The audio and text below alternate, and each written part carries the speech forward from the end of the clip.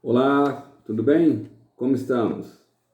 Vamos aí trabalhar hoje na página 48, a exploração dos recursos naturais, tá? Sempre que fala em recursos naturais, a gente tem que fazer uma abordagem se esses recursos naturais, eles são considerados recursos renováveis ou não renováveis. Como é que você diferencia isso? Olha, presta atenção. Sempre os recursos renováveis serão aqueles recursos que você pode reproduzir em curto espaço de tempo. E os não renováveis são aqueles que a natureza demora milhões de anos para poder produzi-los. Geralmente, quando a gente trata de recursos minerais, são não renováveis. Quando nós usamos produtos agrícolas, agropecuários, eles são renováveis.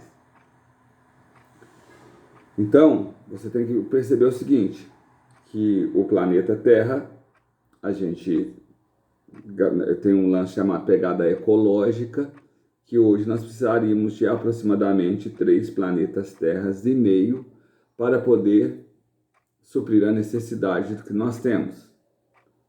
Então, se você considerar, nós estamos explorando demais em um curto espaço de tempo. Estamos devolvendo o lixo em quantidade demasiada a ponto da nossa natureza não conseguir absorvê-los, abstraí-los. Entendeu? Então vamos lá. Se você parar para observar, por exemplo, a nossa Revolução Industrial, qual que era a base energética da Revolução Industrial? O carvão. Então era extraído o carvão em grandes quantidades e a nossa produção energética, ela acabava, por sua vez, a gente produzia muita energia, mas, inconsequentemente, a gente tinha que pagar a nossa dívida social em relação a isso, certo? Então, o que a gente tem que pensar? Que na Revolução Industrial foi um dos marcos para maior exploração do meio. A partir disso, a gente tem que pensar que a gente poderia, de uma forma muito legal, pensar que a Revolução Industrial, você lembra lá do esquema das relíquias da morte?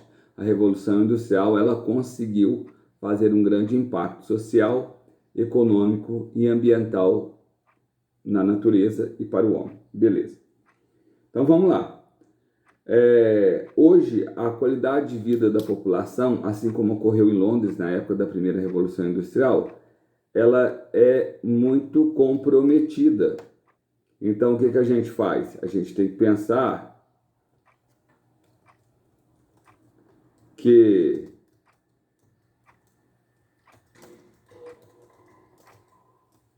hoje, se você olhar nos grandes centros urbanos, como São Paulo, por exemplo, a gente consegue notar que a qualidade do ar nunca está boa, que a qualidade da água nunca está boa. Então, isso faz com que nós possamos, de certa forma, nos preocupar como a gente vai fazer essas abordagens para o futuro.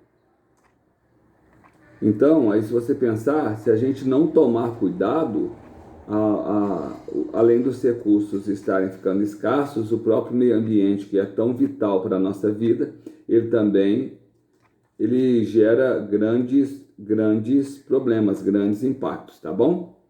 Então vamos lá. As discussões sobre os problemas ambientais começam lá no início do século XIX, mas que a gente vai colocar isso em escala mundial em 1973, em Estocolmo, começaram as primeiras assembleias sobre o meio ambiente. Como é que o meio ambiente estava e as preocupações para as futuras gerações.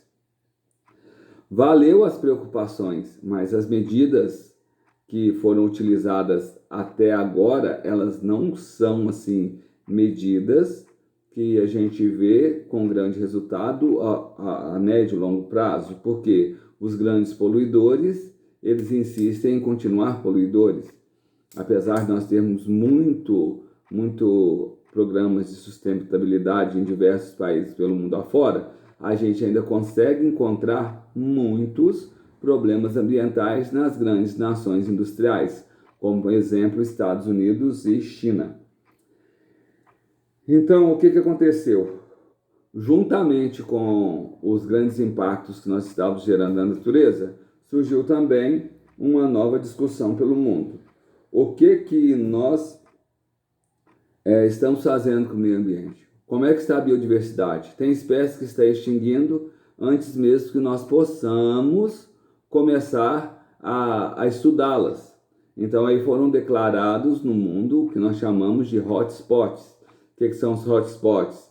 Hotspots são áreas naturais que possuem risco ambiental. No Brasil, nós falamos em 2 grandes hotspots. Seriam o Cerrado e a Mata Atlântica, que na sua apostila, a Mata Atlântica está com o nome de Mata Atlântica, certo? Nós temos o Cerrado e a Mata Atlântica. Olha só um exemplo. A Mata Atlântica é rica em biodiversidade e apenas 7% dessa floresta está de pé hoje. Então, o que é um hotspot? É um bioma com grande biodiversidade onde está ameaçado. Acompanhando a sua apostila, Ilhas do Caribe, a Mesoamérica, que é floresta tropical, Tumbes, Chocó e Magdalena no noroeste da América, os Andes tropicais, florestas das Valdívias, a Mata Atlântica, o Cerrado, as florestas pluviais lá da Oceania. Então, tudo isso são o que nós denominamos de hotspots. Então, na página 49, no primeiro parágrafo, leia-se: as áreas mais ricas em biodiversidade estão localizadas em países em desenvolvimento. Isso é problemático? Sim, isso é problemático. Porque, geralmente, a exploração dessas áreas tem sido muito agravante, principalmente para atender a demanda de país rico, certo? Por isso, um lado, esses locais necessitam de atenção urgente, sendo considerados prioritários nos programas de preservação. Por outro lado, essas áreas são geralmente são dependentes economicamente e atendem às demandas mundiais de produtos básicos e serviços. Normalmente, são países que são fornecedores de produtos primários para os países desenvolvidos. Certo? Certo. Então, na página 49, cita Estocolmo no segundo parágrafo, foi a primeira das conferências. Depois, você não pode esquecer de pensar que as grandes discussões começaram também no Brasil a partir de 92, 2002, 2012 e a próxima é 2022. Que, na verdade, são conferências do meio ambiente. No último ano, quando ocorreu a conferência, na última conferência que houve no Rio de Janeiro, nós percebemos que aconteceu uma discussão muito legal sobre sustentabilidade, sobre economia verde, sobre o destino do lixo. E a gente percebeu que o Rio de Janeiro não está lá essas coisas em relação à produção, escoamento do lixo até então. Aí, se você perceber, também essa discussão foi feita, disseram que precisavam buscar uma nova realidade para trabalhar com essa economia verde para o futuro e fizeram a Carta ao Milênio, tá? Que nós não vamos lê-la porque, afinal de contas, nós não estamos dando curso disso. Depois do Rio 92, ocorreu em Joanesburgo, na África do Sul, a Conferência das Nações Unidas, que ficou conhecida como Rio +10.